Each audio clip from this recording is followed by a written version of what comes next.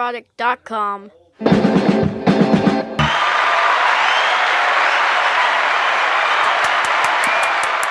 Yeah. Yeah. Hell yeah. We're back. It's hump day. Perfect time for a nooner. Ain't that right? I had to reset to probably our international audience what a nooner was, but the Americans corrected them. Oh, I heard that. Yeah. It was good. It's a nooner. It's the chat named this show.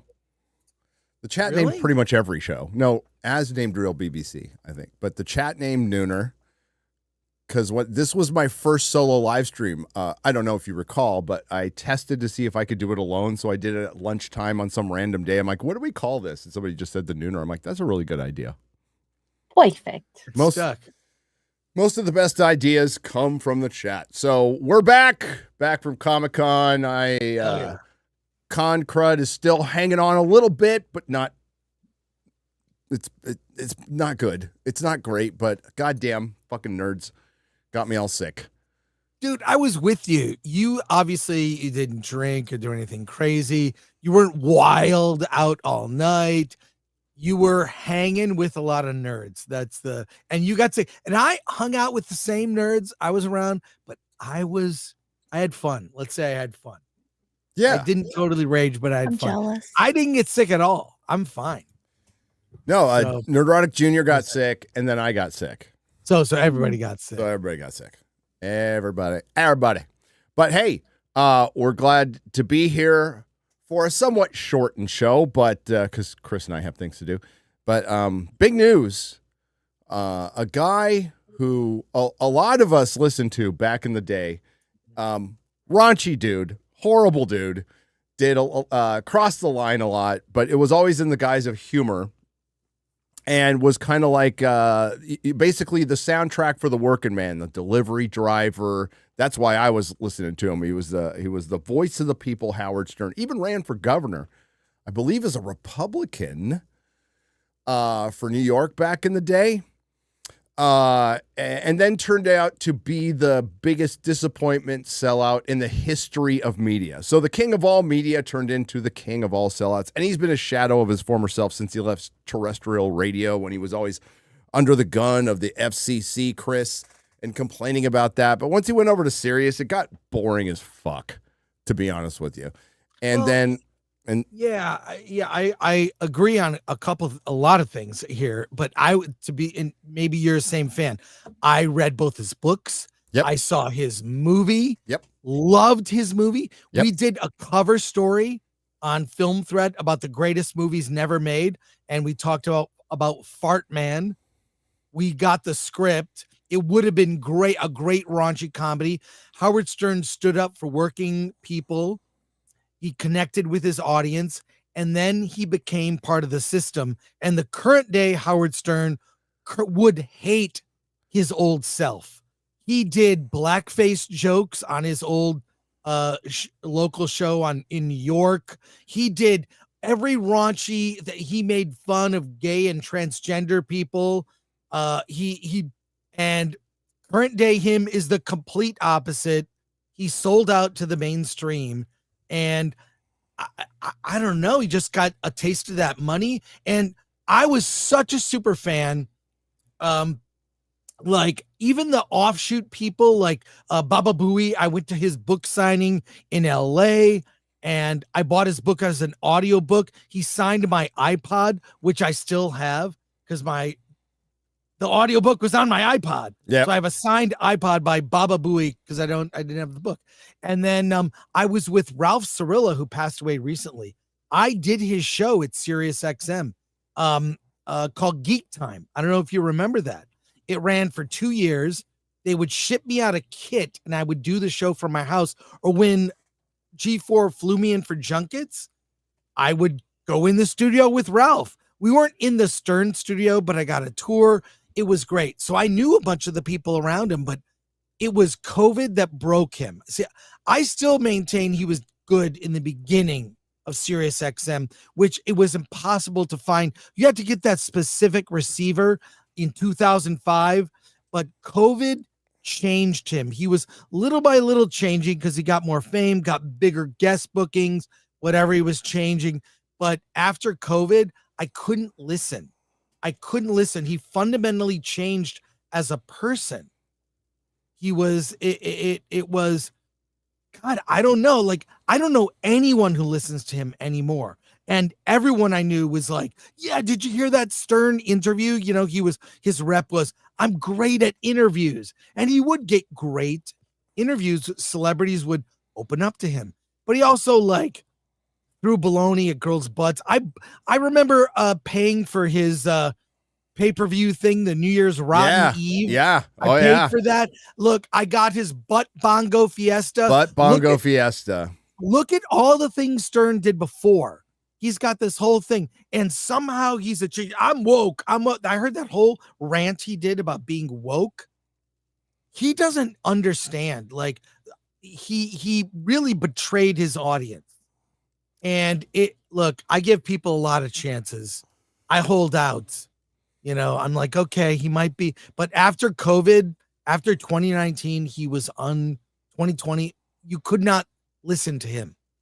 No. And I think that broke him. And he was already going that way of like a sellout. He became the thing that he criticized the most. Yeah, it goes back about a little over a decade, when the video got out of him kind of doing that staff meeting. And we learned later on that they were focusing more on, they didn't want to do comedy skits anymore. They wanted to get more big guests, and also creating fake Twitter accounts. He got busted doing that too.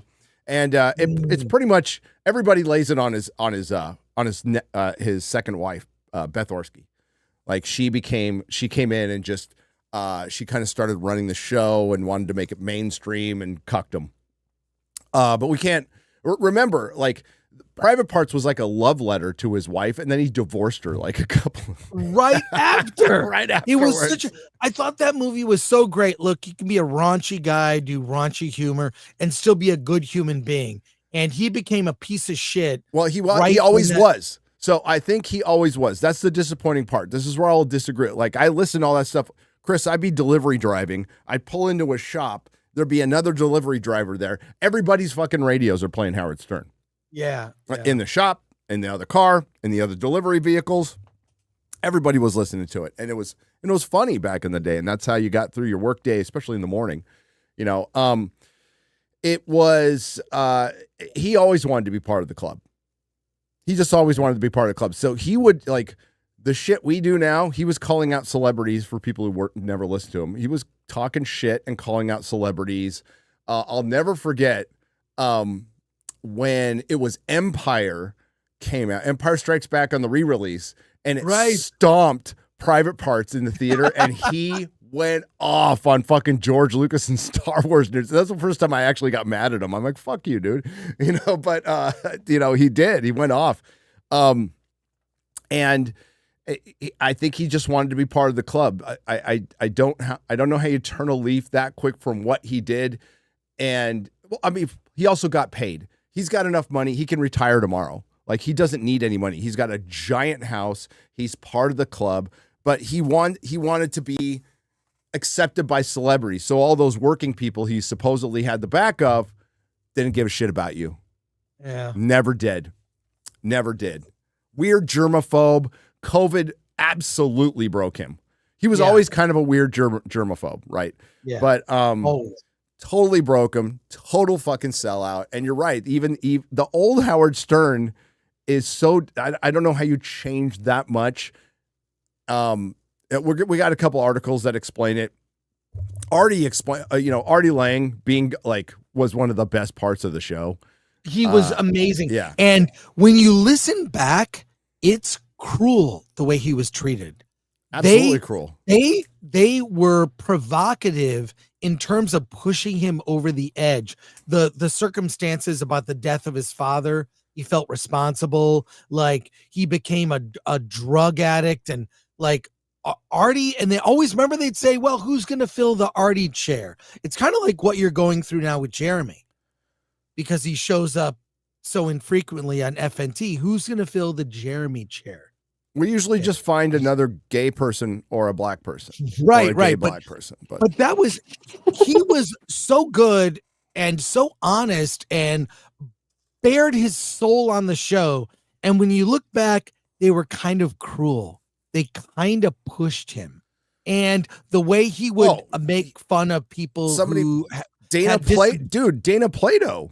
She she accidentally committed suicide like really close to after being just completely embarrassed on the show. Yeah, it's really hard to like when you look in reflection, when you look at some of the circumstances, he turned cruelty into entertainment.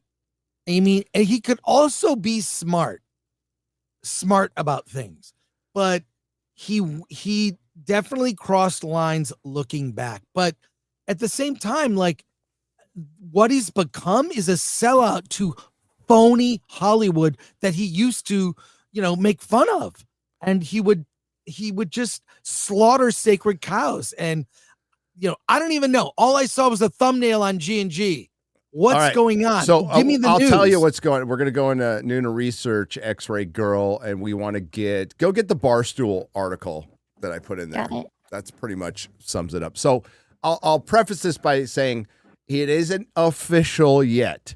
His contract runs out in October. It's $100 million. SiriusXM is not doing as well as it used to, and there's no way to justify giving him. So the rumor is from The Sun that they're going to lowball him, and they hope he doesn't take it. Anthony Cumia, formerly of Opie and Anthony, which was a great show too. I saw you in the chat.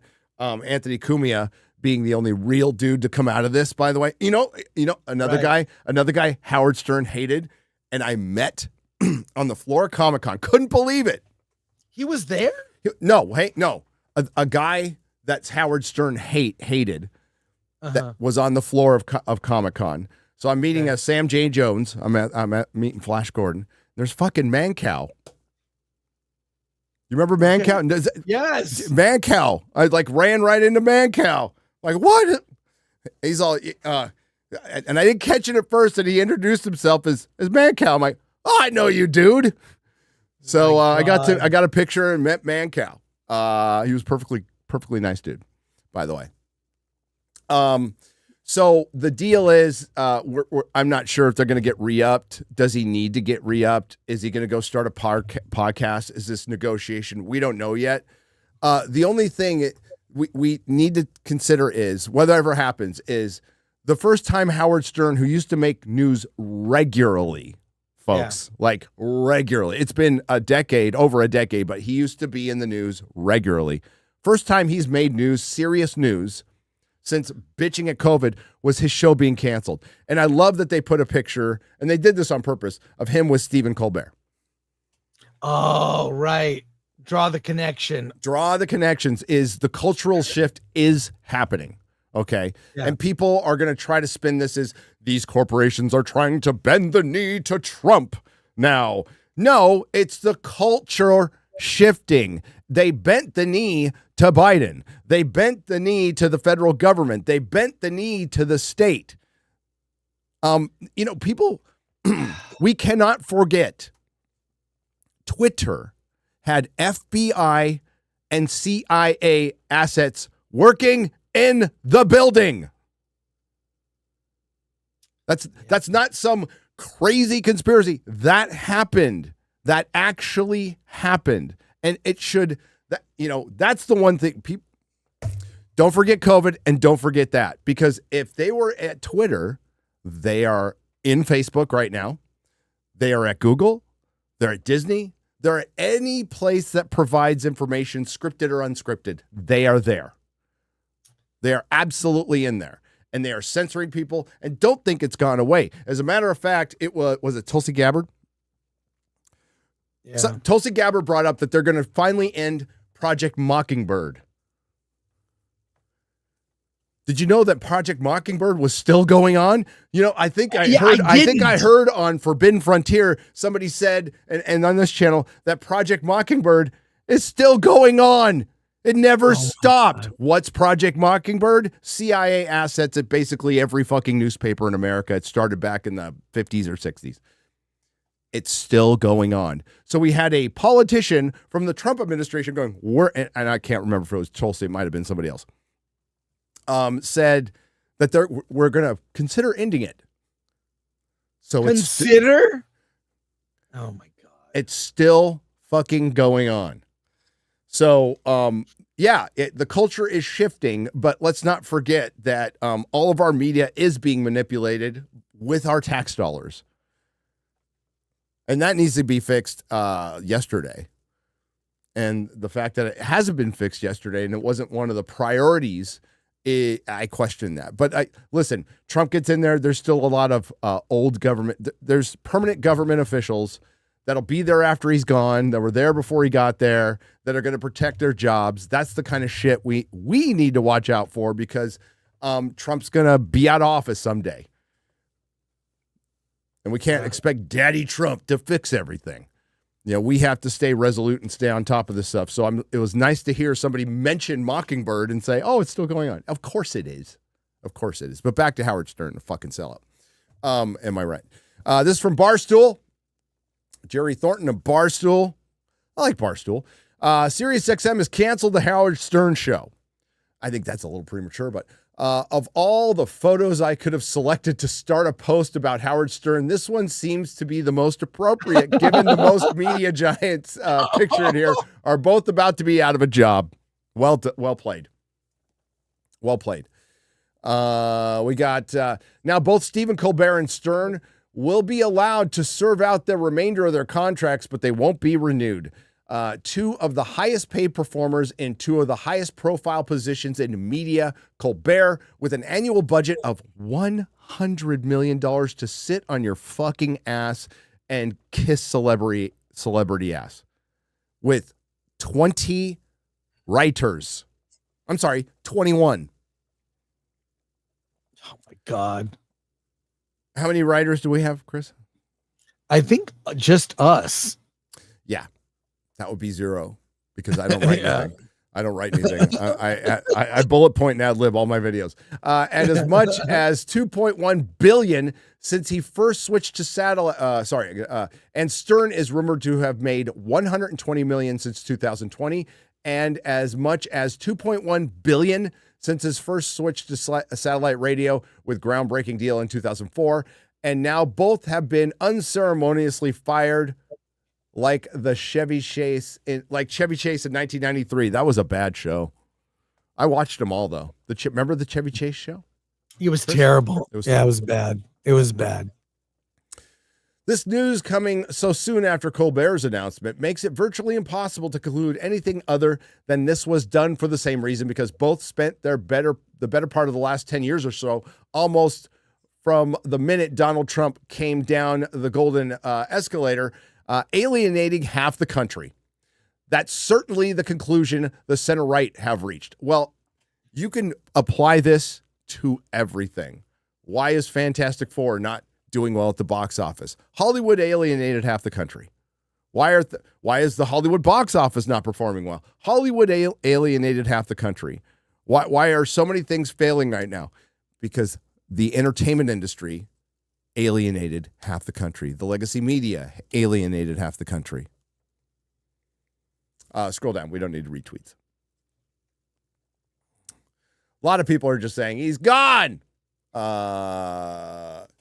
And he certainly didn't do himself any favors by demonizing the majority of the country who developed legitimate concerns about the efficiency, the risks, and the need for COVID vaccines, which never existed because they weren't vaccines. That was a fairy tale. And they have a point. When your bosses are investing hundreds of millions annually into your show, they're not doing so hoping you'll pander to one particular end of the political spectrum.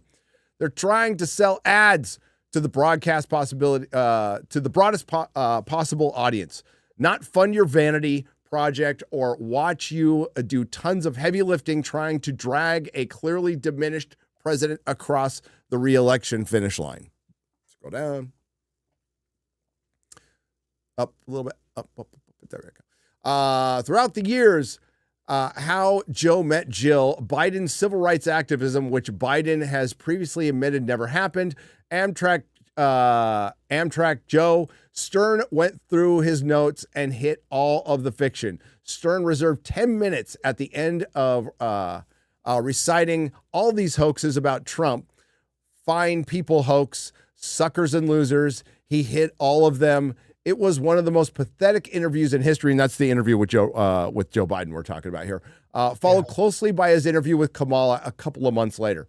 Look, getting an interview with the sitting president is a legitimate use of your airways. He'd be crazy not to take the opportunity, but there are plenty of outlets for that kind of content without having to pay for SiriusXM subscription. And fawning interviews with politicians was never what Stern listeners listened to him for, which is true. Oh, God, Dom Lucre. Fuck that guy. To me, the real reason Stern is out of a job after decades of getting fined by the FCC, protested against, threatened with boycotts, ripped to shreds from truly outrageous moments. For instance, and then we can show the picture with George Jefferson. Holy shit. And talking about how good-looking high school girls were fleeing Columbine shooting. Jesus Christ. Oh my God. Yeah. Scroll down. Oh my. He finally committed the one unpardonable sin in broadcasting. Howard Stern became boring. And more importantly, he betrayed his audience. There's one thing to become boring, but there's one thing to just go out there and outright betray your audience. Tediously, ponderously, mind-numbingly boring, flipping from his current shows on Howard 100 to his vintage material on Howard 101 is jarring. You go from him kissing up to D-list musicians about his craft and his process to the Whack Pack circa 1999, and it's just surfacing too fast while scuba diving. You could get physically injured from the sudden change in pressure. I'll never forget being at my old dead-end day job, listening to her Stern guest who could queef on command. I remember those days, Chris. He had her with the microphone in her crotch, queefing along with Flight of the Bumblebee. What is happening? That was it. Throwing Co-workers, baloney at people, girls' Yeah. butts, and just like they were all crude things he could get away horribly with. crude things. Co-workers in the next room had to come in and do a well-being check because I was laughing so hard I couldn't breathe. Dude, I was too. Like it made your workday better. But in less than 30 years, he went from that insane, outrageous, genius comedy to demanding people get a COVID shots because he's scared of the virus and doing PR work for celebrities like he's a host of Access Hollywood. Nobody but nobody summed up Stern's demise better than Artie Lang. How he became the very thing he made a career out of, burning to the ground. And this is a quote. I think sometimes I stabbed myself and died and woke up in a world where Howard Stern likes Ellen DeGeneres dancing. He has her on the show and kisses her ass and tells her he looks forward to her dancing. Nobody changes like that. It would be like Hitler running a temple. Fucking Artie. Did you see his interview with Kamala? I only saw clips. What an ass kissing. It was the worst. I mean, all of her interviews were bad. He was doing most of the talking and kissing her ass. It's god awful. Well, I mean, again, he doesn't need to be doing any of this. He's a billionaire now. Yeah. Like he cashed in, sold out. Don't even know why he does it anymore. And yet Stern did it. The ultimate career 180 turn from putting porn stars on a Sibian and being a sycophant. From being the voice and ears of every New York long-haul trucker and Manhattan cabbie to becoming Howie Hamptons and wanting to be accepted by the beautiful people he used to hilariously nuke from orbit to the delight of the massive audience. I listened to Stern a couple of years ago on Conan O'Brien's podcast, and he explained his conversion from comedian to celebrity sycophant in detail. How he just hated who he was. How he felt like his comedy was hurting people and he didn't want to do that anymore. So he reached out to people like Rosie O'Donnell in particular and apologized to her for all the jokes at her expense. It all sounded like a secular sort of religious conversion, which Artie and virtually everyone else in Howard's orbit will blame on his second wife, Beth Ostrowski. Sorry, I said Orsky, but it's Ostrowski. Stern, who he put in charge of his show almost as soon as they got married. She took over, got a big office that producer Gary Delabonte had always been denied, and they were all told to answer to her, with the result of being a pedestrian, monotonous radio it is today. The prime example of that shift was the leaked video of the staff meeting he held in 2013, berating his employees and demanding less in terms of funny radio and more in terms of booking guests with books, movies, and albums to promote. And there's the video. You've all seen it. He also got caught faking Twitter accounts to get guests and to kind of pump up, like, you're right. Because the show gets no interaction on social media at all. Yeah. The Stern in front of that PowerPoint presentation was unrecognizable to anyone who remembered his Channel 9 show where he dangled hot dogs from fishing rods for bikini models to eat. Or the time he paid fathers to take their adult daughters' clothes. Oh, God, in studio. Terrible. Which is well and good for Howard Stern.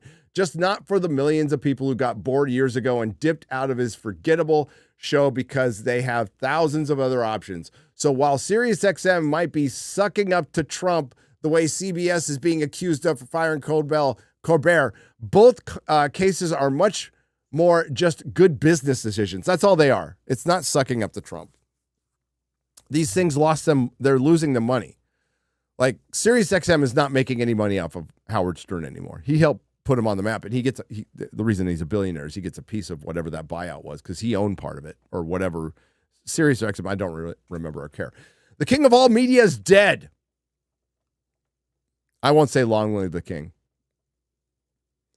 There ain't no king. Yeah, well, on Letterboxd, just maybe in a positive news, a review of Butt Bongo Fiesta from 1992, a VHS tape that I would watch with friends. We'd sit there and watch the VHS. Oh, shit.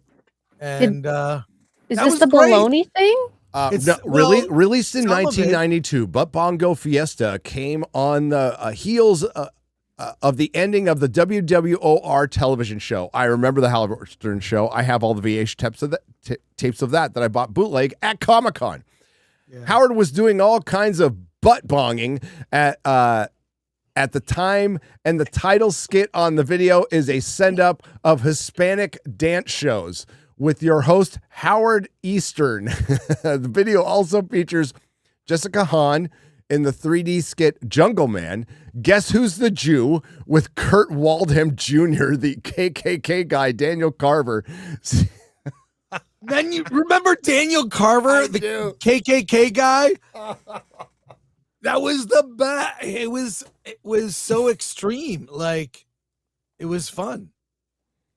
Beetlejuice, he was a character. Beetlejuice. Oh my God. Hank the Angry Dwarf. There were so many, like, in honor of this happening. Dude, Fred was so good with the sound effects and so quick with the sound effects. He was a genius. And he would make fun of, I think, that transgender woman who would come on. Yeah. And he would do, oh.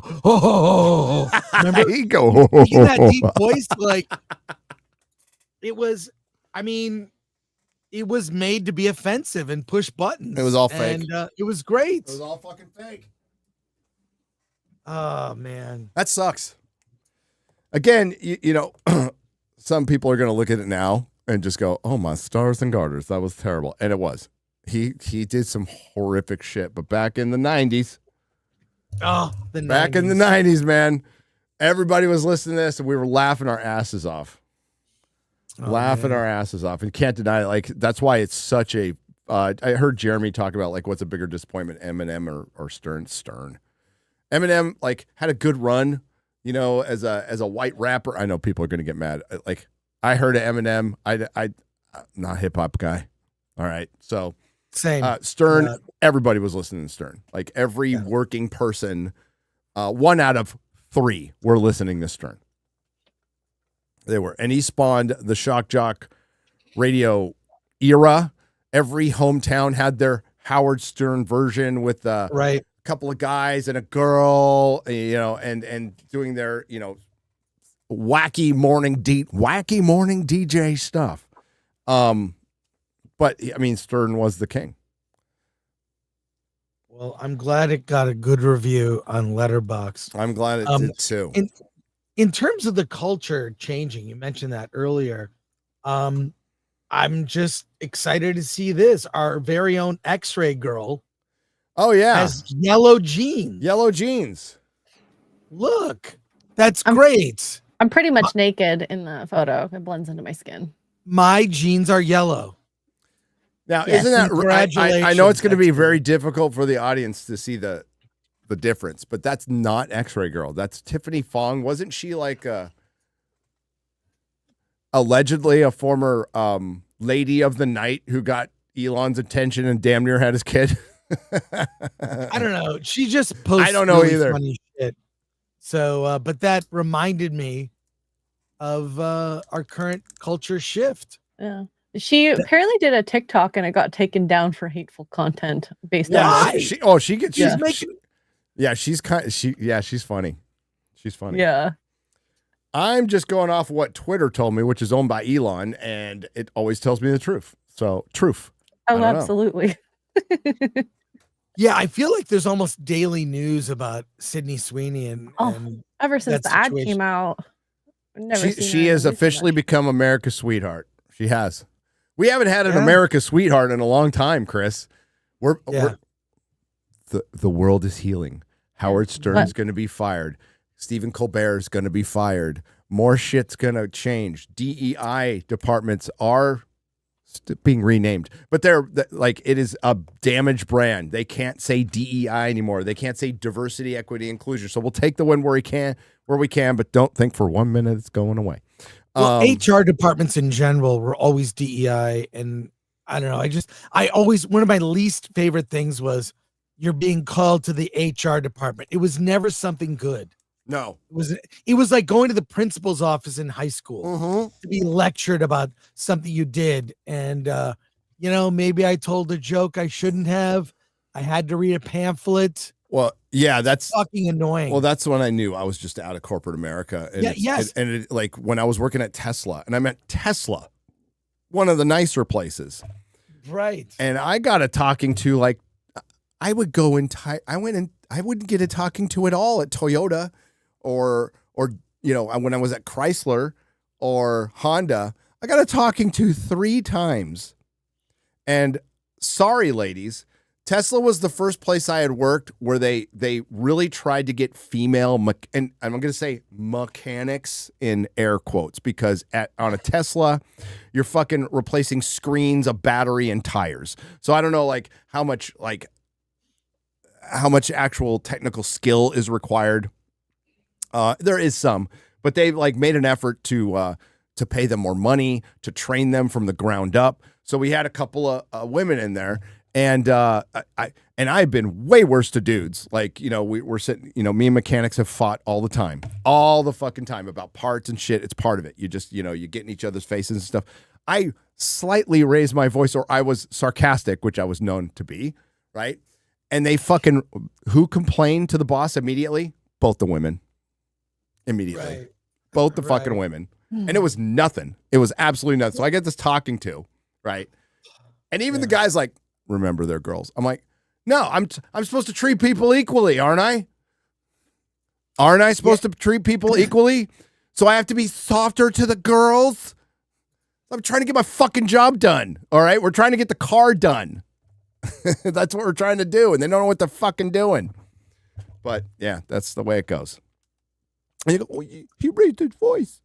Yeah. There's definitely a vibe of working around guys that you can say fuck off to your face and it's no big deal. It's like, I don't know, me and my friends, we work on motorcycles and cars on the weekend, and some of us had Triumphs, which if you have a ratchet set, you need metric, not in American, to work on those. So we would just get in fights and whatever. It was that was it. It was no big deal. But No. I don't think women could hang in that environment. I'm sorry. They You can't. can call it sexist, but No, you you're gotta have trying to a get a thick car skin. out. You have to like John Lasseter's coming to pick up his fucking Tesla. You don't want to piss off John Lasseter, so we need to have his car done on time. So we're all rushing and we're just fucking yelling at each other because we're all frustrated, but none of us take it personally, right? Not at all. Not at all. And I think it all when a comes car's down done, to, you're out there firing up a heater, going, "What's up? What are you doing tonight?" That's it. exactly. And I think this is the thing. All of this is going to be sexist and clipped and whatever. I don't care. But it's like, yeah, but like I feel like it's when I'm in work mode. Yeah, I really don't care that much about feelings. I don't either. I care about get the job done, Mhm. do the best job we can do. And when we're done, then we can relax, be mindful of each other. But when we are in work mode, I'm in work mode. Get the job done. Do a great job. Yeah. And feelings, we'll deal with that. No time for feelings later. Okay. Yeah, when the job's over, it's like my thing. I'm gonna get this bike running, so we can go hang or get this. I'm reorganizing a lot of stuff at my place, and what's behind me, you're only seeing what's. It's gonna behind fall me. down. It is, dude. It is hanging on by a thread. I might do a video for members only or something. Dude. I am surrounded. Chris, it's people send me free shit. I got all kinds of stuff I bought. It is now I'm on a future episode of Hoarders. If you sit down too hard in your chair, does shit fall down? I am very careful, but yes, I am careful too because stuff falls down. Like if I like plop down in my chair, it's like, and like I'll hear a noise and I don't know where it comes from, and I find it like a month later because of this room is like this everywhere. So I hear I have a lot of cool and I'm like, stuff. oh shit, it's gonna take me a month to find out what the fuck that was. What am I gonna do with this? What do you want this? It's you can make a bacon bowl in a microwave.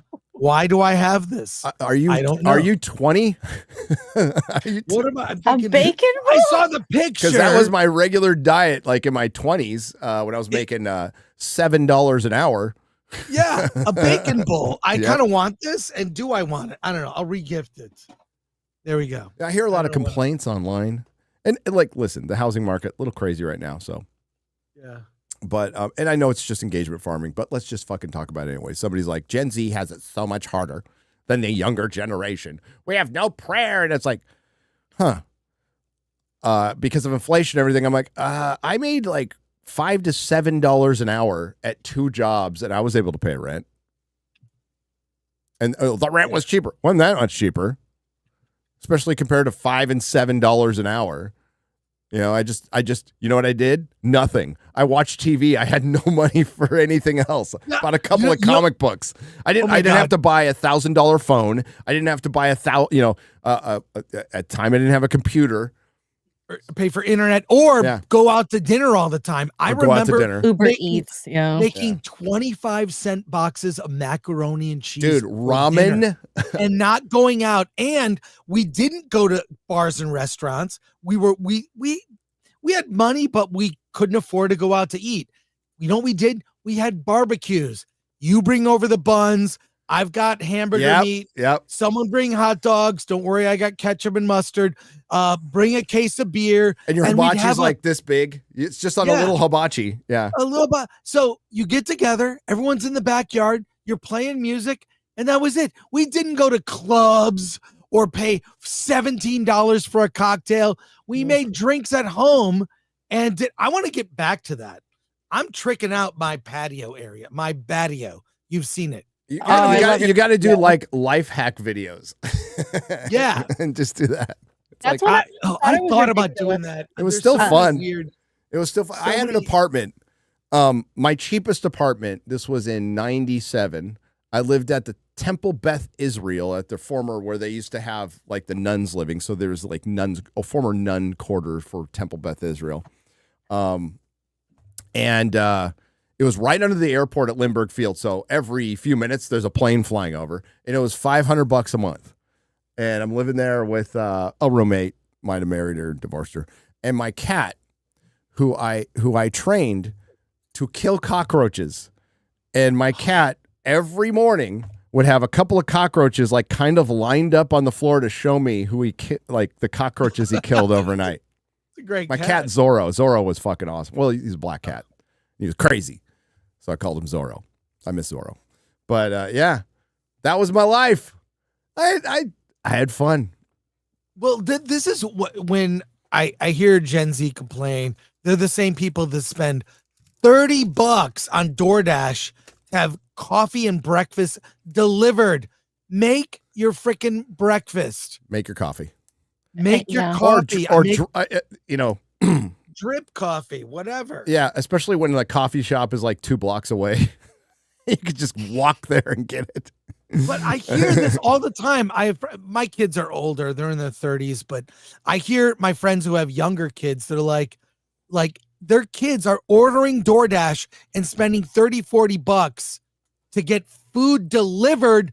When for $40 you can go to the grocery store and get meals for a week. For a if you're week. smart, Mhm. and We are sounding like old men, and I don't yeah. care. I don't give my a God. shit. get off my Maybe lawn. somebody will learn something. Yeah. Yeah. But no, I don't know. I feel like some things are worth paying for. Yes. Like the first class flying. Yes.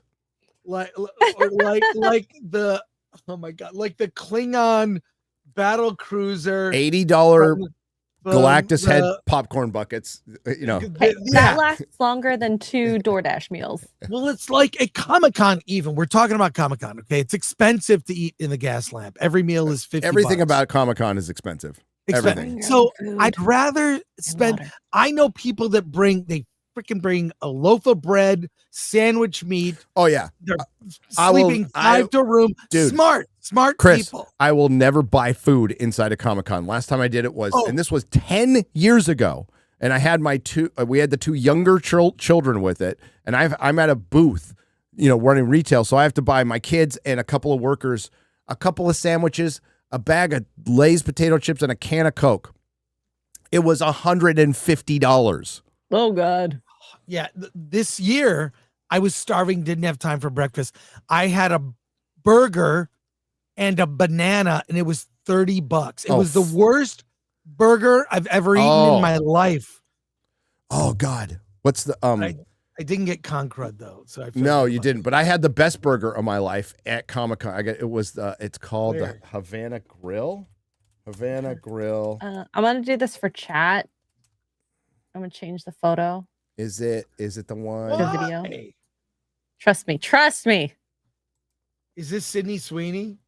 That's it. Okay. This clip apparently is going viral What is it? Well, it's gone viral again, by the way, because again.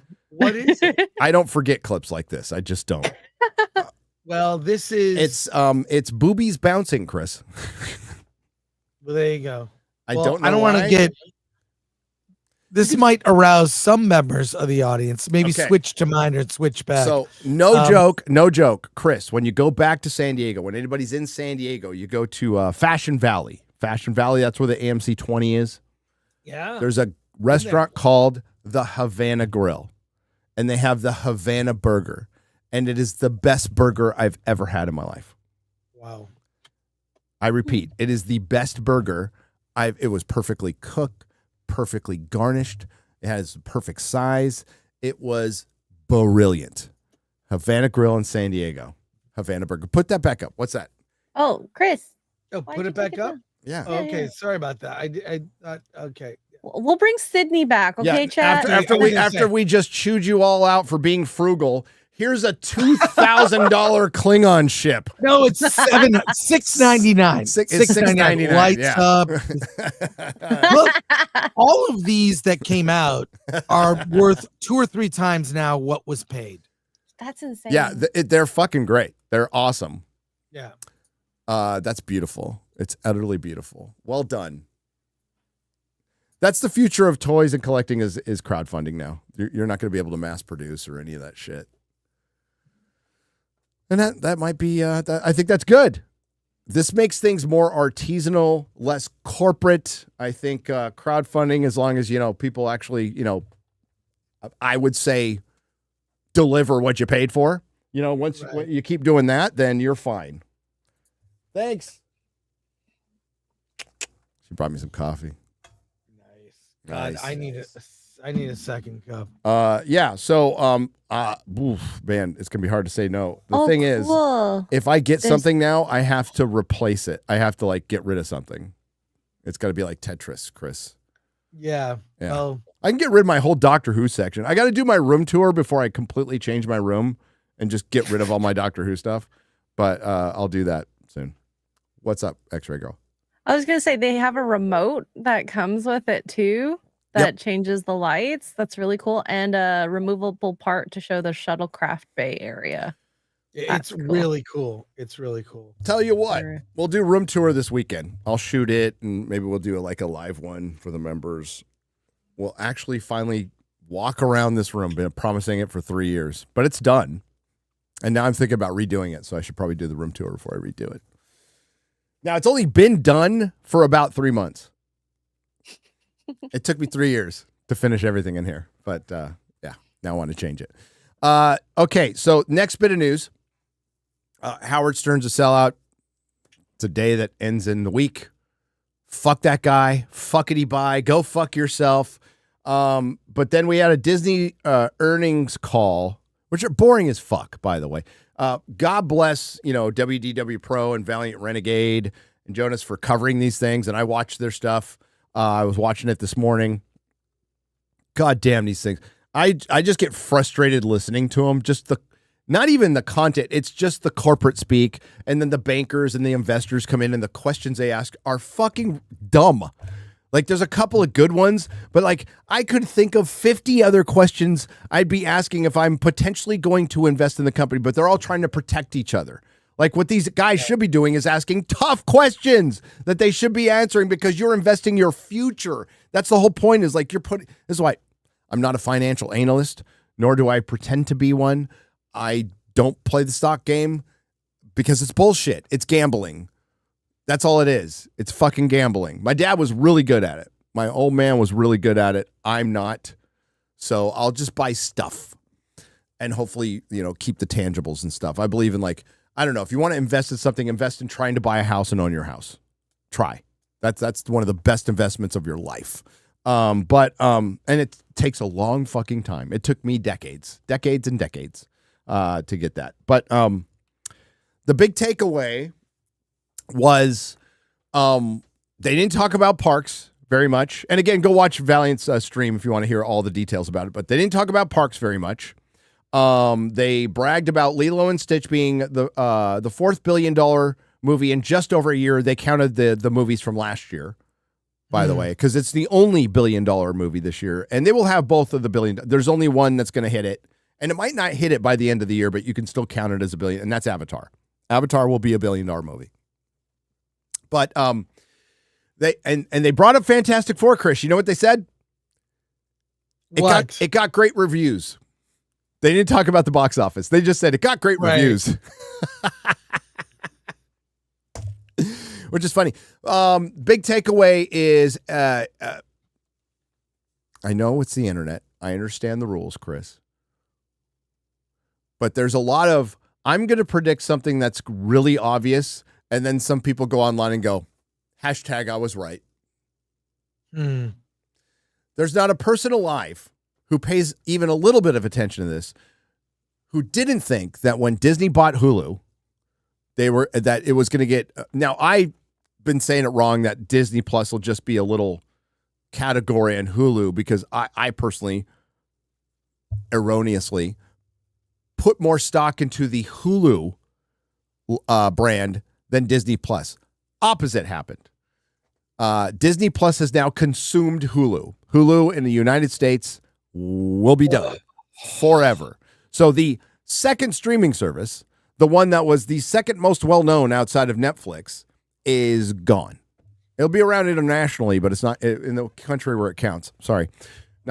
America, it's going to be Disney Plus, and they're going to bet the bank on their shit brand taking over the one that was better. Now I didn't watch The Bear.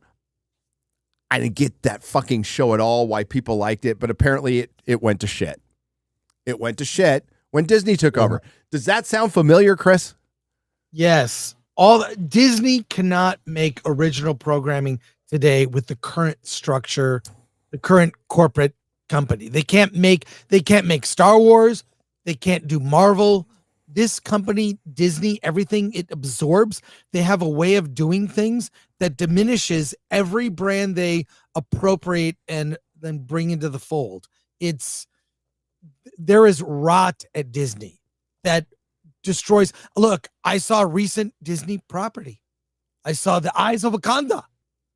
It's awful, Gary. In spite of some actually decent animation, it's more serious than I would have thought. Not really for single-digit age kids.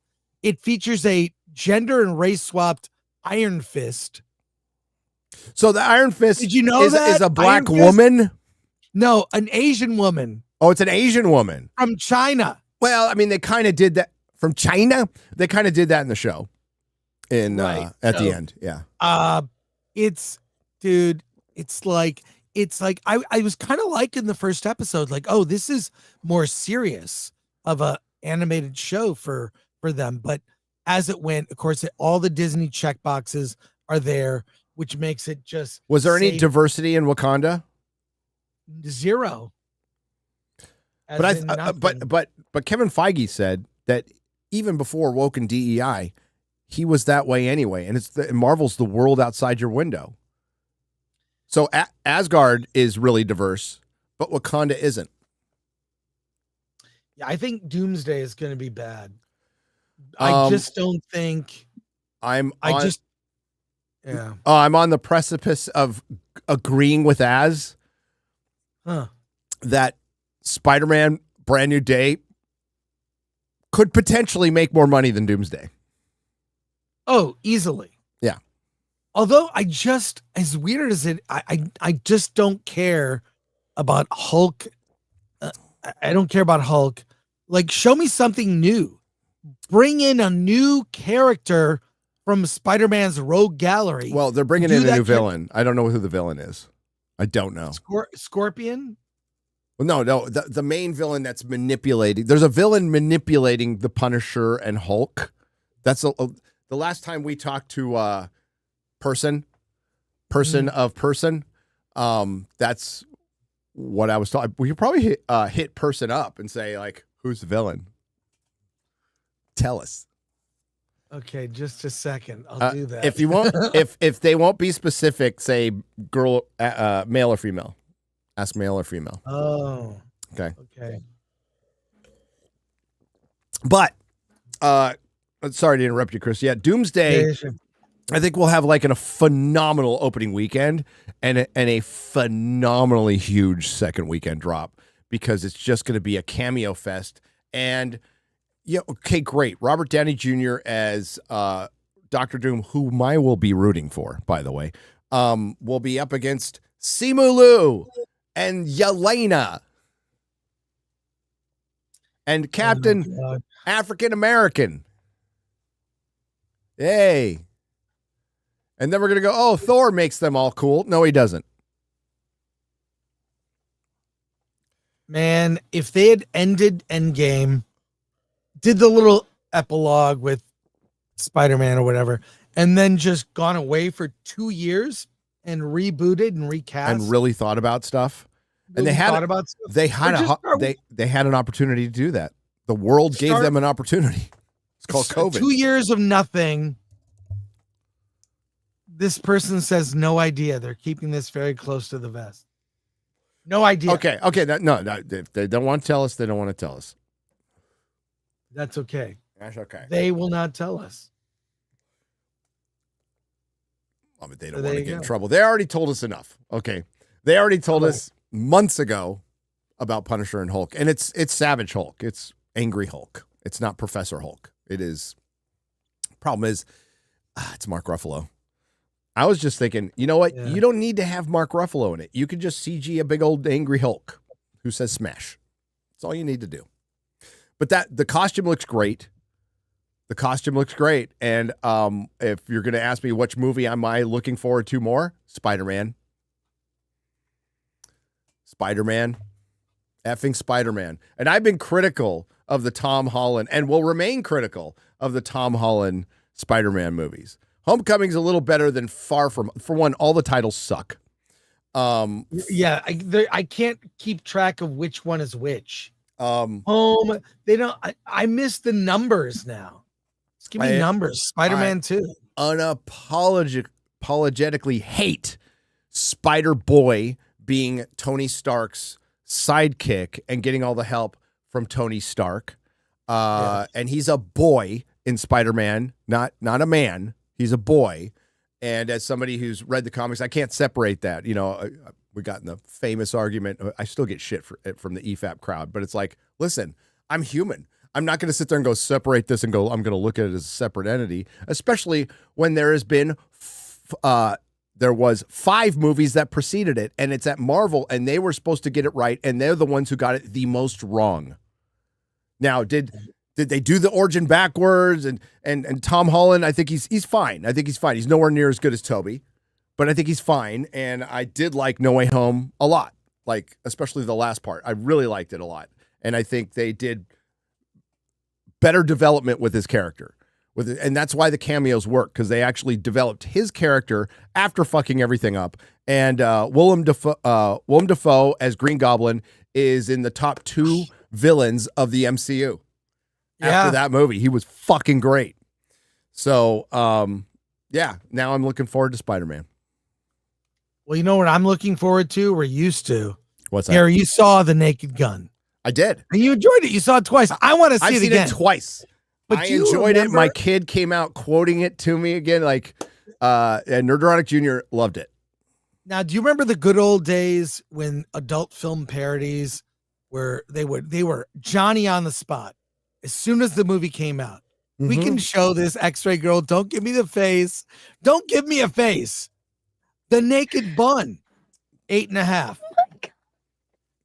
8.5. This is is that the rating? VHS. Is that the number of movies, or is that the size? I mean, doesn't matter, Gary. How are we rating this? Are we rating it on a performance? Do you but do you remember they would have the adult film parodies of recent movies? Yes. They were out before the movies. I remember To Live and Shave in LA, Backside to the Future. They were always Johnny on the spot. No, Saving Ryan's Privates. That's probably a classic. A classic. Oh my God. Anyways, I'm just saying The Naked Gun, I really loved it. I'm surprised it didn't do that big numbers. It didn't. It didn't. It really didn't. We'll see if it like kind of legs out. I think it'll do well secondary market. I think in rentals and stuff. Huge on streaming. I think it'll be absolutely huge on streaming. Now, is it enough to make them money?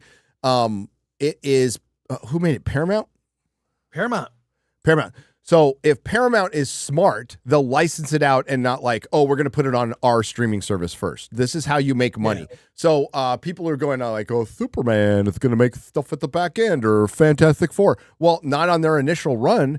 Okay, so sure, they're going to have some VOD stuff, but their streaming is going to go to HBO and Disney Plus. Now, they're probably going to do the fuckery of like they did with Thor, Love and Thunder, pay themselves, Disney famously paid themselves $75 million for the rights to stream Thor and considered that income. Right. That's so dumb. Warner Brothers might do the same thing, but it doesn't help. What does help is VOD. Like Superman, like definitely has the potential to eke out a profit in after VOD and in secondary market and through licensing for sure. Box office run, maybe eke out a profit. They have a chance. Like they have a chance and could. Fantastic Four has no chance. Zero chance. Zero.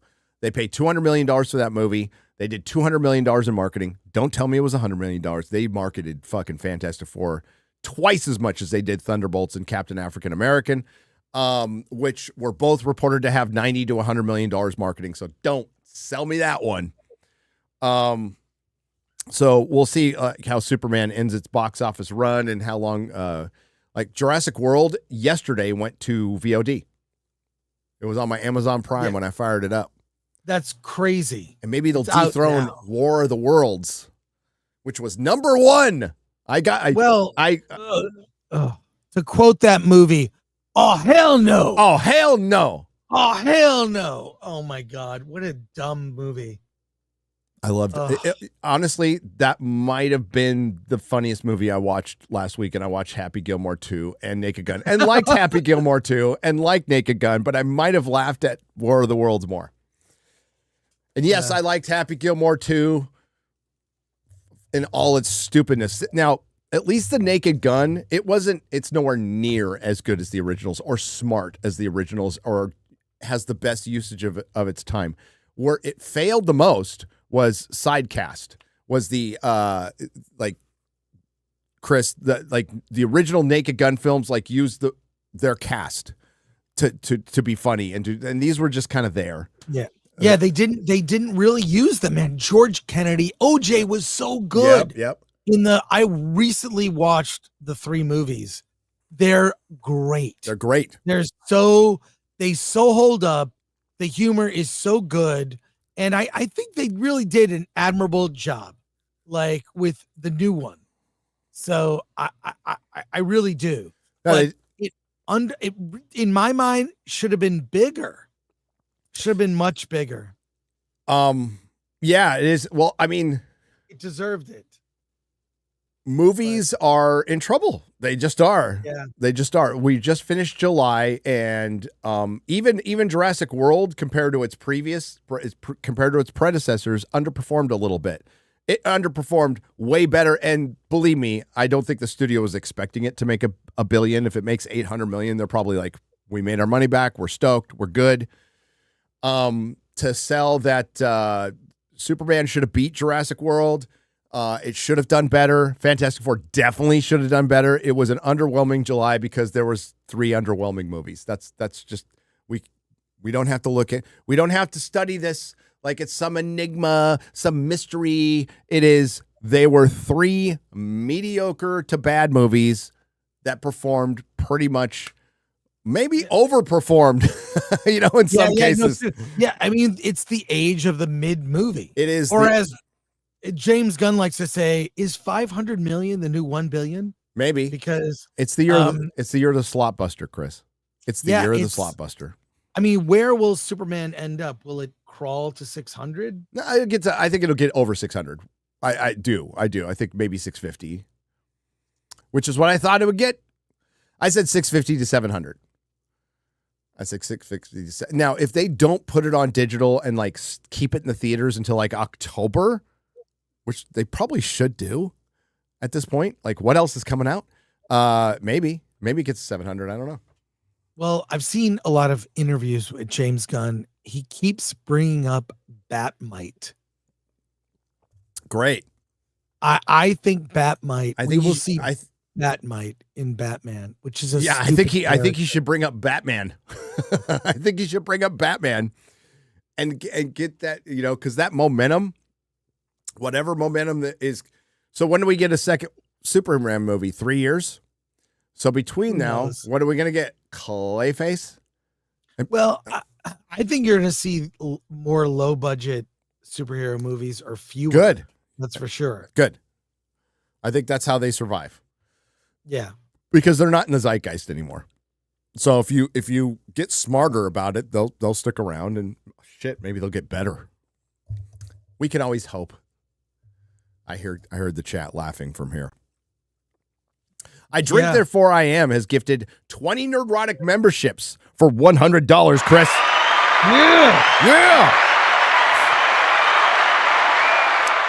Yeah. Wednesday opened today. Wednesday, the TV series on Netflix. Yeah, on Netflix. After 3 years. 3 years, we got a season 2. The reviews are whelming. It's mostly positive, but they're like, it ain't as good as last season. So it's basically being reviewed as a typical season 2 of Netflix. This is something I've brought up 100 times. Netflix cannot do season 2s. Yeah. Netflix has a specific season 2 problem. Now people will come with this, but what about this? But what about this? Well, I'll name you 10 shows that don't have good season 2s and don't last and people have completely forgotten about. Netflix, you cannot have a prestige streaming series. And I know they look at it as a movie, but you cannot expect people to hang on for 3 fucking years. 2 is pushing it. 3 is you're done. So I think Wednesday gets another season and 3 more years, and that's it. And that was a huge hit for them. I think the problem is when anything becomes a hit at Netflix, it gets attention. Yes. And then more people give notes, and then the marketing department weighs in, and the DEI, this is how much, and that's the problem is if you do a show under the radar and it becomes a hit, or like a Squid Game where boom, that's a hit, then when eyes are on it, more people are giving notes, which means it will suck. Squid Game season 2, not good. Yeah. Well, a lot of people like that. Not good. It's just not good. Did you see the ending? Did you see the ending? I didn't even care. Yeah. Didn't even care. I like season. I really liked season 1. I did. Same. And I saw it 3 years ago. I remember we talked about it when that one time I went on Tim Pool. That was 3 years ago, right? Whatever. Doesn't matter. They have a season 2 problem, and they're not the only streamer that has this problem. I'm been super critical of House of the Dragon, and by the way, Night of the Seven Kingdoms is probably going to come out in January, which is based on the George's novellas, and they're really good. 35-minute episodes, 6 35-minute episodes. So basically a movie. That's what it's going to be. House of the Dragon they took off a couple episodes so they could turn it around faster. It ends up it's going to take longer now. Like you can't. One Piece had all this momentum, freaking great show. It's not going to be out till next year, so that's 3 years between shows. It's unsustainable. It's absolutely unsustainable to spend that much money. You need to bring budgets down, turn your shit around faster. And the same goes for like smaller shows like The Gentleman and Mobland. Those should not take 2 years, even with difficult casting. 1.5 maybe. So Reacher's finally figured it out. Landman's figured it out. Tulsa King's figured it out. And you're going to see these things grow. You're going to see these shows blow up because Landman's coming out in December. So that's 1 year. Tulsa King's coming out next month. 1 year. Mayor of Kingstown. 1 year. It's coming out in, I think, November. Reacher is just around the corner as well. So that's your future. And you know what that is? That's a TV show. And those are still like 8 to 10 episodes, Chris.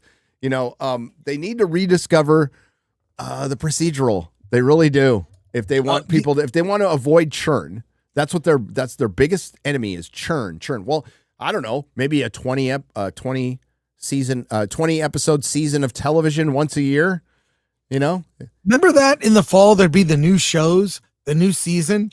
It'd run through like the spring. You'd see reruns in the summer, and then there would be a new season. There was a content ecosystem that functioned and worked. And I saw something I'm actually really enjoying. I'm kind of shocked and surprised. Dexter Resurrection. I heard good things about it. I've heard good things. It's pretty freaking good. It's back to basics. Michael C. Hall, of course, back as Dexter. His son is involved in a murder. He has his first kill. It's all in the trailer.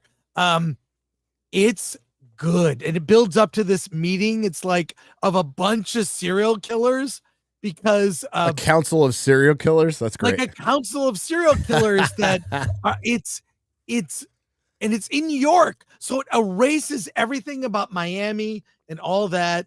The whole ending with the lumberjack. I hated the way it ended, but dude, it's I'll check it out. Good. I really like Dexter in the beginning. I really like that show. It's back to the basics of him hunting other killers. It's in New York. So James. Well, I mean, I don't know if he's in the new one, but James Remar when he showed up in And Dexter, like, he makes things cooler, dude. One of my favorite character actors. He was in 48 Hours, played the bad guy. Great. Yeah, he does have like Lithgow comes back. Oh, Like, there you go. the whole What? like I his love dad giving him it's all like you'll see. Yeah. He's in a coma. The show starts. He's in a coma. He survived his son trying to kill him, shooting him, which he provoked. He lived, and it's great. It's a new they rebuilt the world, and I'm 5 episodes in and loving it. Awesome. It's really good. Nick Sabansky for $19.99 says, "Hey guys, thanks for the awesome streams. Wanted to thank you guys, plus share a music video with you guys. Me and my bud made search Epstein music video band, and it's the one by Short and the band. Never forget, and thanks." Okay, we'll play it next time. We gotta obviously pre-screen everything we show. Except for Chris when he puts up porn covers for right. What's wrong with that? I'm sure I don't you watched that years ago. Murasaki, maybe 8.5 times. Murasaki Monkey for 125 yen.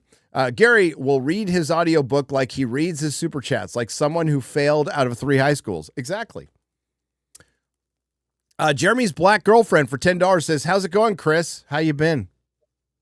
I'm doing great. Okay. Doing great. Had a great Comic-Con. It's been great. I didn't get sick. I took my vitamins. Wait a minute. I'm looking at the names in our chat, and they're normal now. Yeah. there's no ads right now. Adding numbers on the end of every person's name, and Alan tries to read them, which is so funny. Yeah, what is going on with that's weird. Maybe they listened. I wouldn't get our hopes up. Marty is ruling for $10 says, "I think the article is wrong about Beth O. Some broad named Marcy from Getting Things Done cult is responsible for guiding Hollywood Howie show Jackie Laugh." Yeah, it was his wife, and it was some manager. You're right, some redheaded manager. But his wife was definitely involved in it too. And that's what Artie said. Jeremiah Embry for $5 says, "Did you watch the Disney earning call? And why aren't you joining the panel on Valiant Renegade?" Because I was busy. I was doing stuff. The Comic Crusader says, "Hail Nerdrotic crew. Sorry I missed y'all at San Diego Comic-Con this year, but I hope you had a great time. Cheers." I did, and then I paid for it. We saw, Chris, quickly. Yes. We saw a movie on Monday. Sketch. Yes, that's right. It opens this week. It's good. It's for kids. It's like Jurassic Park meets, it's like a weird thing where a girl's sketchbook, her expressing her pain over the loss of her mother, all these monsters come to life and terrorize. It's actually, for single digit age kids, this is a great introduction to horror. Yeah, because it's shot like build-up scenes are shot like a horror movie. Yeah, they are. It also has a pretty serious message of grieving in it. Right. And it was, I think Dricker put out a video yesterday. It's a charming movie. The kids are like charming in it. Like they're not like Academy Award winning actors. These are kids, but they do a really good job. There's one kid in particular who's a fucking crack up, actually. So well done. And like, listen, I'm a fan of Angel Studios. I love what they're doing. Everybody has a miss once in a while, but the way they are approaching making films, they have this Angels Guild. So people get it's basically like memberships on YouTube, but people get to vote on the movie. And then, like, if you're a part of that guild, they invite you to the premiere, and they do this premiere, and they drive you up in a limo and give you the photo shoot and everything. And it was cool. It was like really cool. It was cool, and it's a throwback movie to like Goonies. Yeah, movies like that. It's very throwback in a good way. In a good way. So like charming movie, and a first time filmmaker, and it was all right. It was all right. Thank God. Because I didn't want to walk out there going, well, that was shit. Now, I've pretty much seen everything Angel has put out, they're all, I mean, they do run the gamut of this is kind of a Hallmark movie, very heartfelt with a message, but there's solid movies, the kind of movies that you guys were talking on Real BBC. You would just go to the movies and go, well, do I want this comedy or this action, or this is guns here, or this is romantic comedy here, or there's a sci-fi. Those are rare, more rare sci-fi movies because they're more expensive. But you could just, and that's what The Naked Gun reminds me of. There would be a movie like that every month. Every month. And they were always and good. you'd have to choose between it's funny is I brought up my friend who I went to those movies with all the time, and he like responded back. He's all, I'm out here, man, because like my buddy Jay, I used to go to and it was movie night on Friday. We'd go on Saturday too. We'd see multiple movies on the weekend, and that's just what we did. And sometimes we'd roll up to the theater, no idea what we're gonna watch. Yeah. We didn't know. We just knew that we would be something that would appeal. Yep. What am I in the mood for? Comedy, romantic comedy, teen sex comedy, like A Naked Bun. You could American Pie. American Pie. They don't make teen sex comedies. They don't make comedies. That's why like it's important that Happy Gilmore 2 and Naked Gun succeeded. If we need to use 20, 30-year-old franchises to resurrect the comedy, if Hollywood wants to survive, they need to resurrect the comedy like now. And they need to start making original ones. And they need to be really fucking offensive. And they've had a comedy for the last 5 years sitting out there waiting to be made. Another woke movie. Like all you have to do is lampoon yourself and the DEI bullshit and all the bullshit you have been doing for the last 5 years. It's the lowest fucking hanging fruit. Believe me, South Park kind of did it with the Panderstone. And look at how huge that was. Look at how fucking huge that was. Just do something like that. And you could make fun of both sides. Nobody gives a shit. It just has to be somebody smart. And that's the problem is you have to be smart to make comedy. That's the biggest drawback. I don't think there's a lot of smart people in Hollywood right now. In communist Canada, hiking causes forest fires. JB24. You know what else causes them? Lightning. It's this thing that comes from the sky. So I'm sure they'll blame Trump and climate change on this thing called lightning. That's been happening forever. Canada burns this time of year every year, and I'm going to remind you because we're about to enter California fire season, Chris. California burns this time of year every fucking year. It's not climate change. It's called forest fires. And if you don't manage it, if you don't, as Trump said, rake the forest, which is a perfect description of it. Yes. If you don't rake the forest, your forest fires will be worse. I'm a former firefighter. I can say that. In the high 90s for the next week. Once the humidity gets below a certain point, the heat gets to a certain point, and then you factor in wind, and then you factor in that fires create their own weather, their own wind. They can make it windier. It's a recipe for disaster that happens every year, especially LA. It's a miracle LA hasn't burned down like it did earlier in the year before. It's an absolute miracle because like LA's right outside of practically a wind tunnel. Once those Santa Ana winds started blowing, get ready. Like every year in San Diego, I'd be driving up 15, driving up 5, and there's a big billow of smoke or two. Yeah. Always saw it. This shit's burning here in Texas right now. Great song, by the way. Hope you all are doing well. Bummed I missed the meetup. Mr. Blue Sky. Great song, by the way. I will make one day. I completely agree with Chris. Dexter is a home run. So much better than anything since season 4. Now I'm watching it. Now, not because of you, Chris, because of Mr. Blue Sky. Fuck you, Chris. Good. Yes. No, it's back to basics. What made the show really good? And Neil Patrick Harris is in it. David Desmalchin. Good cast. I don't want to. It's a slow burn in the beginning, but once it gets to this council, you got to give it a chance. You can 5 episodes on Paramount Plus right now. Yep. So Paramount Plus, Paramount fucking Plus, dude. It's just basic. All they have to do is get rid of Star Trek, and they'll be respectable. Yeah, the Star Trek is shit. Skydance ain't getting rid of the stupid Star Trek. So, like, any hopes of them of what the fuck, Ellis? Larry L. Some kid of some tech mobile, some Nepo baby is taking over because he runs Skydance. Oh, really? And I know Robert Meyer Burnett loves him, says he really loves film, and he probably does. I'm not saying he doesn't, but he also brought us JJ Trek, so he's responsible for that. And I have no faith that they'll turn anything around other than what they should do is cancel Trek and just let Taylor Sheridan fucking write Star Trek at this point. I don't fucking know. Or just put it to bed. Star Trek is done. And you can't even bring it back now. Sorry, Star Trek fans. I am one. It breaks my heart to say that. But it'd be like bringing Doctor Who back at this point. You can't. You can't. They fucked it. The legacy of both of those are done. Absolutely done. And people go, wilderness years, and it'll be like it was before. No, because like when Doctor Who ended with Sylvester McCoy, it wasn't in a shit spot. A lot of people still liked it back then. It was canceled because the BBC didn't like it.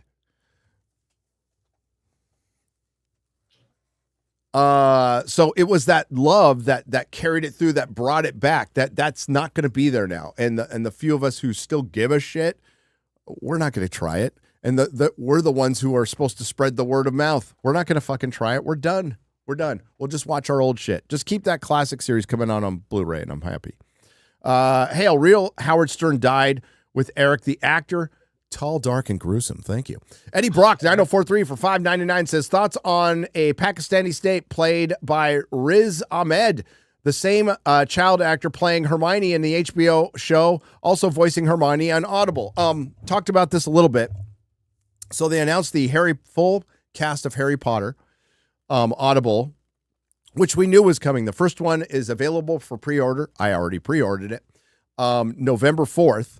And they will release the rest of the books throughout the next year or two. As far as Riz Ahmed is concerned, if you're going to compare him to, what the hell was his name now? I just had his name in my head. Black Snape. We'll just call him Black Snape. Papa Esiadu.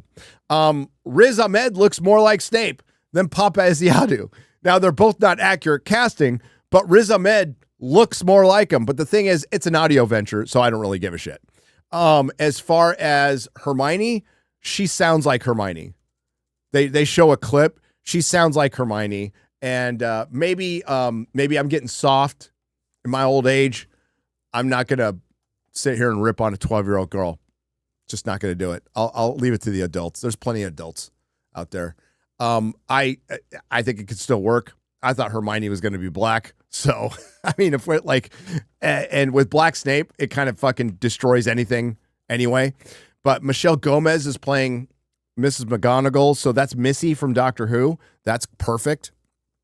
Hugh Laurie is fucking Dumbledore. Chris Gore. Hugh Laurie is Dumbledore. That's a better Dumbledore than John Lithgow. That is a better Dumbledore than John Lithgow. So the cast on the audio adventure is pretty good. I mean, is it perfect? No. Is the TV show ruined by Black Snape? Yes. Not by Hermione. And she genuinely sounds like Hermione. Go listen to the clips. And she also, So yeah. But man, House is playing Dumbledore. That's fucking awesome. Lonely Death on the Joloja says, Gary, thanks for being a strong voice in sobriety. Oh, you're welcome. I've been watching for a while, not just 3 months. I've been a year clean and never had. Oh, congratulations to you. That's a huge milestone. Because you're well past the, it's those first 90 days, 6 months where the fog starts clearing, and now you're into the like, oh man, this really feels good. Still got a lot of, as you know, you have to do a lot of work because the drugs were just a symptom or alcohol would just be a symptom for a larger problem. But once you, good feelings can be addictive too. Going to the gym to work out for sanity over vanity can get really addicting too, even if you're just doing a little something. These are things and then you're going to get to the point where just the thought of a hangover makes you feel a little sick inside. You're like, oh my God, I don't know how I ever wanted to live through that. And I get reminded, people go, are you uncomfortable around people drinking? No, absolutely not. Because I hang out with my friends after they've been drinking. I'm like, and I'm reminded every day, like, look, I'm all perky in the morning. It's like, how you doing? And they're like, and I'm like, let's go out and kill this day. And they just want to fold. Like, right, X-Ray girl? Most of the time, I'm good. You were at Most the of the club time- last night. That was crazy. You were wild. Matthew Hammond for $2. How incredible was War of the Worlds? So incredible. I think I have to review it. I think I have to do like a full Nerdrotic review on that. What do you think? Does people want to see that? Yeah. I just want to do it because it looks fun. It looks super fun. Let's do it, shall we? Let's do it. Never forget COVID. We all lost something to that shit. Fuck them. Yeah, Peter, never forget COVID. Thank you, Peter. Diz the Jizz says, is this ad for Pornhub's Game of Death staring X-Ray? I don't know. We didn't get paid. We should have. In defense of Stern, he always read the market. He went woke to avoid attacks on all the previous non-woke stuff. He knows that it's time to exit. He went woke to bend the knee. He was already a billionaire. He already had fuck you money. And Howard could have just started. He doesn't even need Sirius. He could just go start. If Howard had not bent the knee and started his own podcast, he'd still be going. He'd still be going and he'd be fine. So that's no excuse. Don't apologize for your past fucking work. And they probably, they did try to cancel him. And that was probably his motivation. But like, dude, you were already a billionaire. So J.K. Rowling has bigger balls than Howard Stern. J.K. Rowling has bigger fucking balls than Howard Stern. She's not bending the knee. She's not saying trans men or women or trans women. She is not bending the knee. She had everything to risk. Everything, because everything in the entertainment industry right now is pinned on trans rights because they've moved past the gays. Gays are normal now. They've moved past, they've gone up their little progressive stack now. And the ones that need to be protected are trans people and trans kids, and that's the hill and it's such a fucking bad argument. And J.K. Rowling's right. In 10 years there's going to be a bunch of fucking woke white women going, oh, I was never for that. Look at how many trans kids there are in Hollywood or with actors with the BBC. It is probably, I'm going to guess, this is probably not even a real percentage, but I'm going to say scientifically 10,000% higher than the average, maybe 20,000. Maybe 1,000,000%. Because I lived in San Francisco for 18 years. I saw one person who wanted to trans their kid. One. And it disgusted me, by the way. Absolutely disgusted me. Every fucking actor. Charlize Theron is out there adopting kids to trans. That's disgusting. Gary, I think you might know someone else. I do. In the private chat. I do. Hang on. Yeah. Yes. So I know two people. Okay. I know two people, and neither of those people will talk to me anymore because of my stance on it. Yeah. And my stance is this, just in case people are questioning it. Transing your kid is no different than beating your kid. No different. Yeah. And that is going to be your cross to bear when you're older, and we, the taxpayer, are going to have to cover the more than likely medical, psychological bills that will be billed to us, the taxpayer. Especially you in the UK, who pay for all your. You're paying for all that too. It's no different than beating your kids. Hugh should have been Dumbledore in the show. I agree, Mr. Blue Sky. He is at least, for one, he'll make it till the end of the show. Sorry, John Lithgow, I love you. He's a great actor, a classic actor. Nobody lives forever. The entire run of the show. No hope for this show unless Snape ends up being whiteface. Yeah, I said that in my video. Which let's be real, not happening. No. No hope. Like Snape is one of my favorite characters. I would say it's the character one of the characters I'm most interested and invested in that story, a story that I've read multiple times. I think the only book I've read easily is Lord of the Rings, right? That I've read more than Harry Potter. Right, but I've read Harry Potter as much as I've read A Song of Ice and Fire, maybe a little more. Maybe a little more. I break those out once every couple years. Mirror 37, 10 Nerdrotic gifted 10 Nerdrotic memberships for $50. Thank you. And Ryan and I will be doing a show. Maybe November. Maybe we'll start it in November when the audio thing. We're doing a Harry Potter show. We're doing a Harry Potter live stream. We want to have the two most unlikely Harry Potter fans doing a live stream. Howard pushed Dana Plato to delete herself. F him. Southeastern Kaiju, I'm going to agree with you. And it was not cool. Will the Nerdrotic room tour include a find all of Steph's Twilight Jodie Whittaker action figure and count? Yes, Jeff Strong, it will. I have not... well, I think she took them back. Hang on. Yep, she took him back, but Jodie Whittaker's still here. When he started dating Beth, she started it, says Defending the Tooth for $2. Press M to start for $2. Says Stern was the no-show when I was growing up. Was the no show when I was... Yeah. Press M to start. Would flip 2 cartoons whenever my parents walked in. Yeah. So you're a kid listening to it. Yeah, if my kid was listening to Howard Stern, I would not let my kid listen to Howard Stern. Nope. For the record, Howard Stern fired from AGT and SiriusXM. You should do a Pelican Brief watch party. Ooh. So was he fired? Stern? Yeah. I right now it's looking like he was just not picked up for the contract, unless the news is updated since we started. Right. Yeah. I mean, I think it's ongoing. Effectively, they're like, I'm pretty sure they probably can't afford them. I don't know anyone who has SiriusXM on purpose. They're like, well, it came free with the car, right? I do.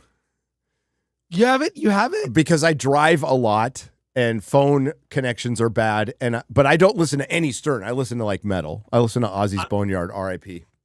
I just download books. I have Spotify and YouTube. I listen to a lot of YouTube while I drive.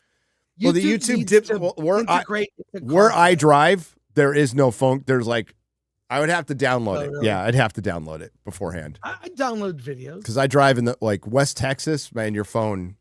There's still parts of this country where your phone dies out. Yeah. Shout out West Texas. Gerald Armstrong for $2. Don Imus is laughing in his grave. He is, and a man cow is out there laughing somewhere too. Former mechanic here. I've never been a people person. I've always told dealerships, indie shops to put me in my corner bay or rack and leave me the fuck alone. Most mechanics, the really good ones, aren't people persons. They're not. Yeah.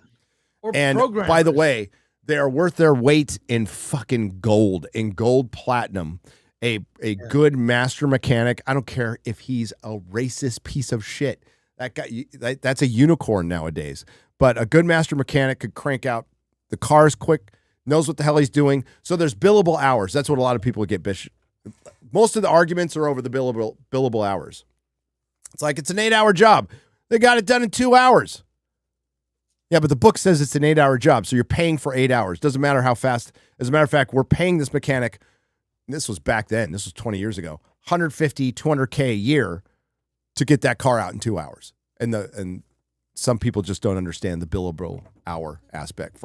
Shout out to my mechanics out there. Got your back. Argue with a bunch of you because I'm a parts guy. So they fucking hated us. Especially if we fuck something up, you know? Absolutely hated us.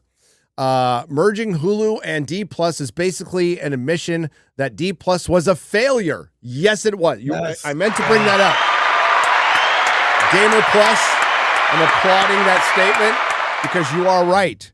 Disney Plus failed today. Disney Plus failed today. Just because they're naming Hulu Disney Plus, it shows how and Fox, which Disney will be able to turn a profit on in about 150 years, maybe 150 fucking years, because they paid $72 billion for it. Frank Gore, X-Ray Girl, and chat. Hail, Frank Gore, Okay. Gary, X-Ray Girl, and chat.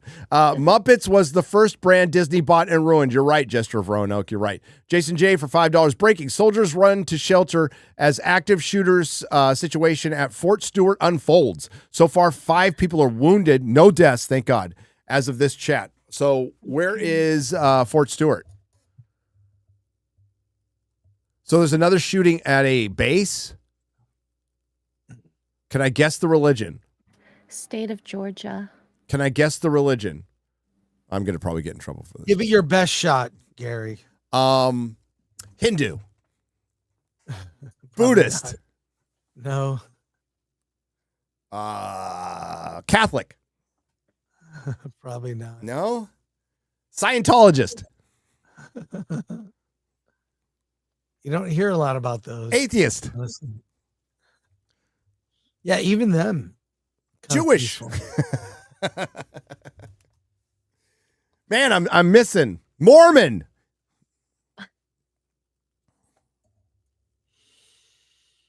Nope. I'm gonna guess no. Jeremy's black girlfriend for $5 says that's me on the cover you were showing. Superman Mastermind for $5. Wishmaster 2 cost $2.5 million. A Genie versus Superman film. Cheap is possible. Superman / horror. Give it to me. Yeah, if they bring the movies. If they bring the budgets down, they get more. They're forced to be more creative. The movies could improve. Like Clayface by Flanagan is an idea I'm down with, and I'd watch. I'd rather see a Batman movie first. But if it's like an Elseworlds rated R movie that costs $30 million, I'm down for watching that. That sounds cool. Yeah, I'm not against it, but I think the problem is that the formula to make movies, especially in California, you can't make it cheap. You can't. It's impossible. Can't. It's same thing. Like you've heard about the fast food places in California closing because the minimum wage is too high.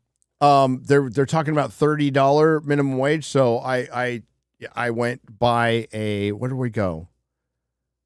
It was a Taco Bell. So there was people inside the Taco Bell preparing stuff, but your drive-through assistant was AI. Huh. And this was in Arizona. It was in Arizona. Wow. Weird, but not so. surprising. So it's all going to be automated soon. Like, so those $30 an hour employees will be out of work.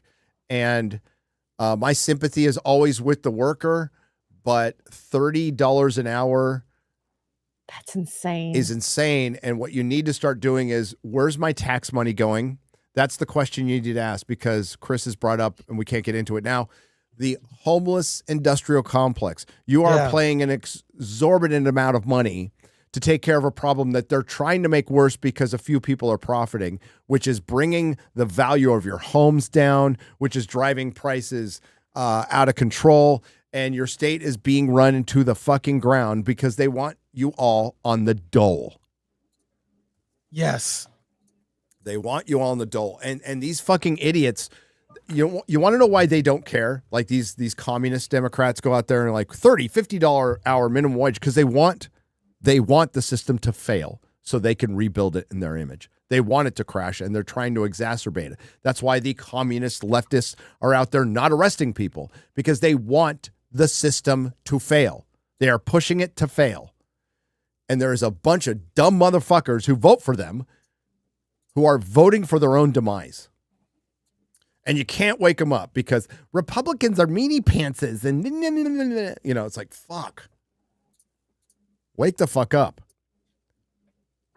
And Republicans, most of them are dipshits too. Let's not forget that. They're the Washington Generals. They don't fight back. They don't do anything. Yeah. Side Reader for €5 says, did you guys get the early release of Alien Earth? No. No. I didn't get it. I know other people who did. I didn't get that. I didn't get a lot of things. I think I'm on the shit list officially. Uh-oh. I don't get early releases of stuff. Yeah, Chris does. I don't. Well, used to, I guess. You used to. You're one of us now. One of us. One of us. I really don't care. I just go to the movies every week. Yeah. I go to the movies. The only time I've ever gotten stuff first is I'm a plus run for Chris. Maybe I got you in trouble. Sorry. Angel Studios asked me to do stuff. And then Star Trek Picard season 3, I was not supposed to have, like, at all. Not supposed to have, but I got it anyway. But we will be reviewing, Mahler and I will be reviewing the first whatever episodes they're showing on Tuesday night. Tune in here right after the show. Mahler and I will be reviewing it. If so, was it worth the wait? I'm setting my expectations nice and low for it. I am too. Daniela for $10.99. What do you guys think about Starfighter with an announcement of Matt Smith as the villain? And I love Ryan G. I have high hopes. Well, I like the cast. I like Ryan Gosling, Matt Smith. So is it making up for him being cut out of Rise of Skywalker? Because that was the rumor. He was cut out of Rise of Skywalker. Hey, I'm rewatching House of the Dragon. Matt Smith is a great actor. And should go down as a top tier doctor. Absolutely top tier doctor. I like him more than David Tennant now. I do. Because David Tennant acted like a shithead. So now I like Matt Smith more. And Matt Smith hasn't done anything to fuck up his legacy at Doctor Who. Seems like just a chill dude. And he's fucking great as Daemon Targaryen. Great. Mm-hmm. So I think that's good. Is Star Wars back, baby? No. I think a Sean Levy Star Wars movie is not. Star Wars Starfighter. What an uninspired name. This is, again, Disney. They can't do it. They have built a rot in their company that prevents them from making anything new that is watchable. I just watched Eyes of Wakanda, all 4 episodes, just completely dismissible, forgettable. Yep. No one's talking about it. And that's what it's going to be, Chris, is like, it'll do okay. Starfighter will do okay. The Mando and Grogu movie, I don't see, they don't have a prayer of hitting $1 billion. Neither movie has a fucking prayer. You should make a Tardo version of the audiobook, says Don't Talk Back for $2. Not a bad idea. Night Craze for 2 somethings. Sounds like Monster Calls. You should watch it. Oh, sketch? Yeah, it's a little bit like it. Glenn Fancher for $5. Have you guys ever talked about Anson Mount as Mr. Fantastic? Well, he was already Black Bolt. Anson Mount. He would have been great. What are you doing Anson here? Mount would have been amazing. He's got the chin. He's got the head. Hey, what the hell? Steph! Hey, my Some girl is in my studio. Oh, it's so fun. Now, how's it going? I can't believe this show has devolved. Oh, shit. To No. Yeah. No. It's to add to your collection. He's got a secret Twilight room. No, I don't. She's full of shit. Bye, No girls allowed. Get out. No women. I'm not even letting my wife in here anymore. I can't believe this show is doing cameos just like Marvel. Right? They're doing cameos of other YouTube shows. I adopted Steph. I did. She's great. Steph's great. I watch her all the time. Yeah. Anson Mount, Hell on Wheels, a great fucking show. What a complete dipshit fucking moron actor in real life. But Hell on Wheels is the shit. Absolutely watch that. Mechanism Studios for $5. Hey,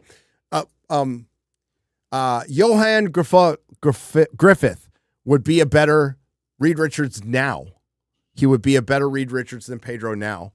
John Hamm would be a spectacular, and he's not too old because he's only 4 years older than Pedro. So John Hamm would be a better Reed Richards. Just drop a couple pounds. He could do that. You could do that pretty easy. A lot of people. I even threw out, before he turned into a complete shithead, David Tennant as Mr. Fantastic. He would have been good too. Yep. That was a long time ago. Hey, if anyone listening, Pedro's fucking terrible. Hey, if anyone's listening or interested in doing vocals for my real BBC intro song, contact me and we can do the dang thing. Hale says Mechanism Studios. So Mechanism Studios is out there, wants to do a real BBC song, needs some vocals. If anybody's got some good pipes, like that gay guy, Dan Vask, or completely different, it's fine. What's the word on the Grimm reboot? I hope they don't remake it. Like Grimm, the TV show? I remember liking that one. Yeah. Grimm was pretty good. What about doing, there's so many franchises that, have not been rebooted. What about Dondi? Yeah. Heard of that. Do you know they made a Dondi movie in 1961? I never knew. What about Henry? Or Nancy? Yeah. Non-superhero comics could be the future of the comic book movie. Yeah. Yummy Fur. I'm going to throw out really obscure references. Chester Brown. Don't look it up. Fritz the Cat. Yeah. Like non-superhero comics. Henry. He's like the bald kid. Dude, they never made a movie off of cocaine comics. Right. Flash, Yellow Flash was like, did you know Leonardo DiCaprio's dad made comics? Yeah, I did. I didn't know that. I hung out with some of the people who hung out with him, Leo's dad. That's crazy. I knew Robert Williams, who pretty much invented what was called chroming from Zap Comics era and all that. Yeah, I was a Bay Area comic book guy, so I got to hang out with all the degenerate comic book guys and all the stuff that went along with that. I didn't do any of that degenerate stuff with them, and they were much older, so they were like Robert Williams. He was a cool dude, really fucking good artist. Holy shit, he's good, or was good. I don't know if he's still around or not. Gary, have you heard of me asking? Gary, have you heard of me asking for a friend? Corn Pop? No, I haven't. John Thomas for $2. Happy Nook Day, YouTube censorship. Yeah. Wet Boss for $4.99, and the Disney Hulu HBO bundle is standard HD only. So I guess cheese is extra. Is it? Ugh. And then they're going to get you on all that. And by the way, the reason they have Disney Plus consuming Hulu, I mean, it's to state the obvious, ads are all over Hulu, and they need that ad revenue. By the way, I subscribed to Disney Plus to watch Eyes of Wakanda. Mm-hmm. It took me 45 minutes to watch a 30-minute show. There were so many commercial breaks. Oh, really? Okay. I was like, I'll go for the $10 package. I'll sub for a month and then unsub, which is what I do. It is insufferable. They are basically telling you, don't bother with this lower tier. Go no ads. Go no ads, or they want you to watch that. They need the money. See, YouTube is kicking their ass with ads. Like, right. YouTube's been bitching about the fucking ad blocker. Ad blocker is nothing. Like, they make plenty of money without the ad blocker. They make plenty. And by the way, They're I just not gonna like that I said that, but I pay for YouTube. I never see ads. Worth it. Well, worth it. For Hulu, I did the ad-free thing so I could watch Skinwalker Ranch and Ancient Aliens, basically. Right, and they're filled with fucking ads because they're part of a third-party thing. So it's only the Hulu stuff that's specific. So your non-ad tier is still going to have tons of ads. So I shit can that. I watch YouTube TV. YouTube TV is what I use. Same. YouTube TV and YouTube. Might as well support where I'm on. So same. Yeah. You give them money every month. And I get live TV.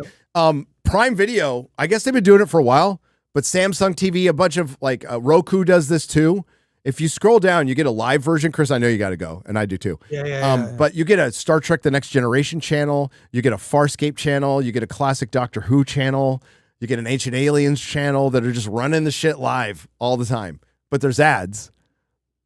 Yeah. But there's ads. Quelndar for $150. Quelndar on the Stream website. Thank you. I've always referred to Tom Holland as a Sprider brat because that's how he's treated in the movies. Also, I second the recommendation for Dexter Resurrection, though I had low expectations to begin with. Hail. Shit. I'm watching it tonight. I got something to watch. Back to its roots of what made the show so good. Yep. Watching it tonight. Corn Pop, X-Ray Girl, can you unblock me? You're not really blocked, though. I see you in chat. Yeah, you're right here. Jose Taco, did I hear right? You're getting rid of Doctor Who. Was Beardo right this morning? What did he say? I am gonna Chris has got to go. I'm gonna rearrange my office to put more Lord of the Rings stuff up. So Doctor Who's coming down. Sketch sounds like a toned down version of Monster Calls. By the way, you should watch the great movie /book Cheers from Brazil. It is, but it's different. It's got a much more serious theme to it. Michael Allison for $2. The Batman 2 teaser just released, newspaper post. Oh, you want to look that up real quick, Chris? Yeah. Yep, you got it. Jamie Rogelio rocking for $2.52 because you're Nerdrotic. Thank you. And that wraps it up. Is there a teaser up for Batman 2? Then we'll get the hell out of here. We did pretty good. I don't know if it's real. Oh, is it? While you're looking for that, it's I not thought real, this was fun. go out, Cobra Media. Oh, yes. The Don View Lemon, Chris next. Coma. Yeah. Joy Reid, Stephen Colbert, Howard Stern. Who was next, by the way? The View. Yeah, The View. The View. Yeah. Yeah, Oh, Rob Schneider. no! That's from Rob Schneider. Rob Schneider posted Hail that. Rob Schneider. Boost. Oh, wow. I love Rob Schneider. Chris, what do you got coming up? I'm doing Hollywood on the Rocks with Alan Ng. Lots of news, trailers, new trailers for things. And we're having a conversation about comedy that should be rebooted. What should be rebooted and what should not. And I'll talk about this more next week. If you could throw up what I put. There's a Kickstarter for a campaign. My friends who helped me with the help produce the documentary Attack of the Doc, Bobby Schwartz and Walter Areas. They have a Kickstarter. My daughter has a story in this. It's an anthology comic called Dual Animal on Kickstarter. They're close to their goal. Please back it. Put the link in here. Look up Dual Animal Anthology. The trailer for this is so good. I've seen their work building up to this, and please support my daughter and friends with this indie comic. I buy indie comics on Kickstarter all the time. I support indie comics, indie movies. So please help this one out. I know it's not on Ripascend or whatever but they're just starting out, and the quality is amazing. Is it Kickstarter? Is this Kickstarter? It's Kickstarter. Oh, that's good. Kickstarter's fine. I got no problem with Kickstarter. They're just starting. The video if you play the first 20 seconds, you'll be hooked. So, but I know we got to go. Play the first 20 seconds. And I'll read this last super chat, and then we're out of here. Cool. All right, here we go, real quick. For each gardener, there is a universe. As well as the task of archiving its most curious stories. Why they chose me to be this universe's gardener remains one of the few things I cannot see.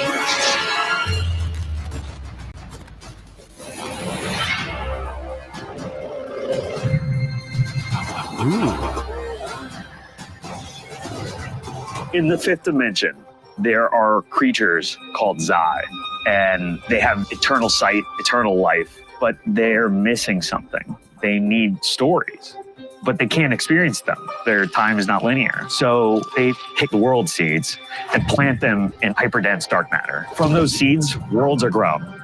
And some of those worlds are the places that we explore in Dual Animal Anthology Volume 1. Warrior Squadron is a dystopian future of America where the world has been overrun with all of the monsters of myth. And it follows a military group of soldiers who have the balls to go out there and fight the monsters. Deep Space Top Off. It's about an interstellar gas station robbery. And something goes wrong. And it's quite fun.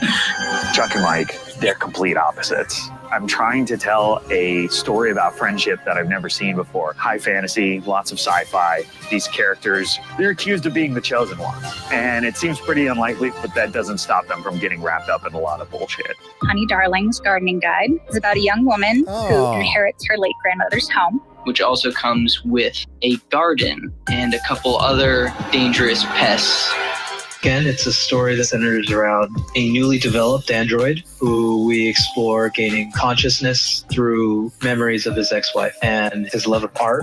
This world is cyberpunk and has a great aura of mystery. Every creative team has their own world that they can flesh out and explore and tell stories within. Guarding every universe is a gardener. Our universe is guarded by Valkyra. Valkyra, Terminal World, es una historia loquísima. También la vemos en un flashback con respecto a su vida antes de ser el androide que es ahora. Hay mucho polvo, hay mucho espacio, hay mucha nave espacial. Yeah. You get the idea. We saw somebody I know there. Yes, my daughter's in there. Yeah. My friend Bobby and Walter. Anyways, they're getting close to the goal. Check it out. It's I love anthology comics. Still read them. So support if you can. And thanks for letting me feature it. Of course, and we'll do it next week too. Yeah, cool.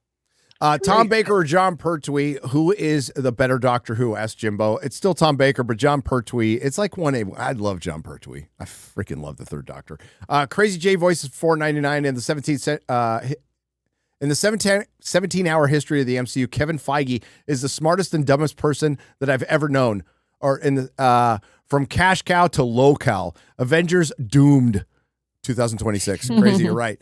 So what do you got? You got Hollywood on the Rocks. X-Ray Girl, real quick. What do you got coming up? Poor choices. Okay, and I'm going to review War of the Worlds. Oh, please do it. Oh hell no. Oh hell no, Gary. Oh yeah. Oh yeah. Don't know when it's going to be out. We're going to take our time with this. We're going to play with our food. And see you on FNT this Friday. This will be re-uploaded on Nerdrotic Live, or just hang on to the link. Thanks to the Nerdrotics. Thanks to everyone who's super chat. Thanks for coming back after we've been gone for so long. We will see you again soon. Take care. Bye.